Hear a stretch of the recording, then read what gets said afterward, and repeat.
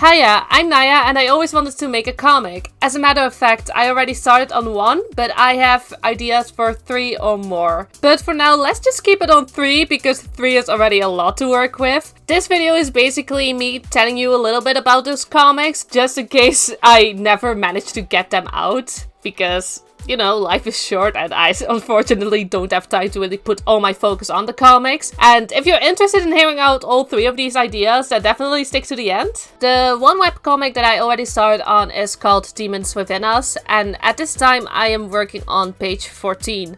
Which doesn't sound like I have gotten far, but I have like 32 panels per page, so it's about 440 drawings. It's gonna be a webtoon format, so I did draw immediately in the vertical sizing, or however you call it. And thinking back, maybe I should have done horizontal first, or, you know, regular comic sizing, but it's a little bit too late for that. I am too deep in and I don't feel like restarting again, because I restarted this comic twice already. This comic follows my OCs Lucian Evans and Leslie Gomez. I talked about them before on my channel, so I'll link that video on the top corner.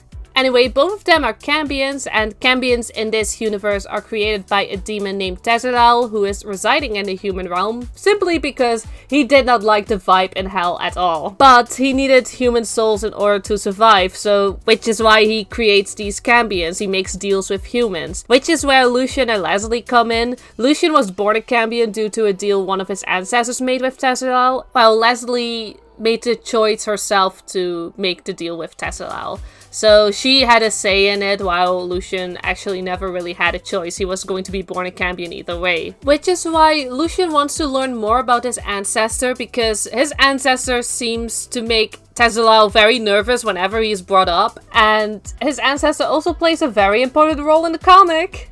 This story is going to be about identity, generational trauma, demons, obviously, morality, and a little bit about life and death. I made these characters when I was like 14 and still in the creepypasta fandom, and I figured that this is one story that I truly wanted to publish. I just love these characters so much. I hadn't had them over 10 years, which is why I already also made 4 videos that take place in this universe. Sure, I know that the comic will not be perfect, because I admit you can definitely notice some creepypasta comic influences here and there, but I am making sure this story won't have a lot of plot holes. Plus, I got 2 of my oldest friends who helped me writing this one and give me very useful feedback, because I admit I sometimes suffer from tunnel vision, so I have one idea in my head and I just want to get to that idea without thinking through what's supposed to happen in between, which could cause for confusion in the comic eventually. So I'm happy that those 2 really kind of put me in the right path. Same goes for the comic art, because it's nice to have another pair of eyes, or 2 different pair of eyes, to actually review a page that I drew and point out that maybe the anatomy isn't correct or the setting is a bit off. Sometimes I'm just working like 3 hours on one page and I just can't see it anymore. I do admit that the first 8 pages are me very over-explaining things in the universe, but at the same time it's Leslie learning a lot more about Cambions and Tezzeral, so I'm trying to not let it bother me too much. The next comic I want to talk about is called Somewhere Outer Space, and that's actually my latest idea, so why did I put it second? Well, this one mostly exists still out of concepts. I feel like I'm not skilled enough to make this comic yet. Plus, I want to be able to work on this one as long as I'm still working on Demons Within Us. Both Demons Within Us and SOS have a very big storyline going on that requires a lot of attention, while the third comic, the last one that I'm going to talk about, is more of a slice of life comic. Anyway, SOS, or Somewhere Outer Space, takes place somewhere outer space. That's why the title. It mostly focuses on Adarians, which are aliens that are very powerful compared to the other aliens. They are smart, they can conquer planets by ease, they are compatible with other species, yet there was some inner conflict between the citizens. You see, on Adare there are 2 types of people, the Daglinge and the Nachtelinge. Daglinge were stronger by day, Nachtelinge by night, and there were just some minor differences between the two. And for some reason, the Nachteling Emperor really didn't like to share its grounds with the Daglinge. And then a war started. The Nachtelinge were clearly winning, but there was a Dagling soldier who was absolutely legendary. His name was Eldrich van Kiel. Sadly, communication with Van Kiel's crew got lost and nobody knows where they are. Nobody even knows if they're still alive or if Van Kiel died during battle. This war happened 400 years ago from the current timeline of the story. The Nachtelinge are still very much in power and Daglinge are either being imprisoned or they just vanished. However, Van Kiel's story still inspires young Daglinge till this day. There are people spreading around comics of Van Kiel, art of Van Kiel, or just stories about Van Kiel. And one of the Daglinge who really wants to live up to Van Kiel's standard is called Riven Kalen. And of course, there are also some Nachtelinge who are really questioning the Emperor, one of them being Evelyn Minoa.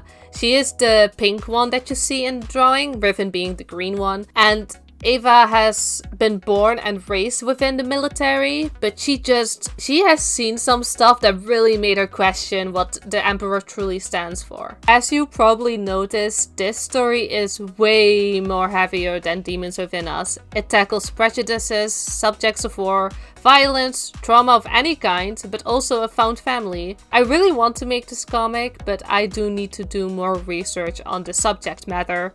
But I also need to do justice on the art itself. It's taking place in a sci-fi setting after all, and I suck at drawing mechanical stuff, as well as weapons.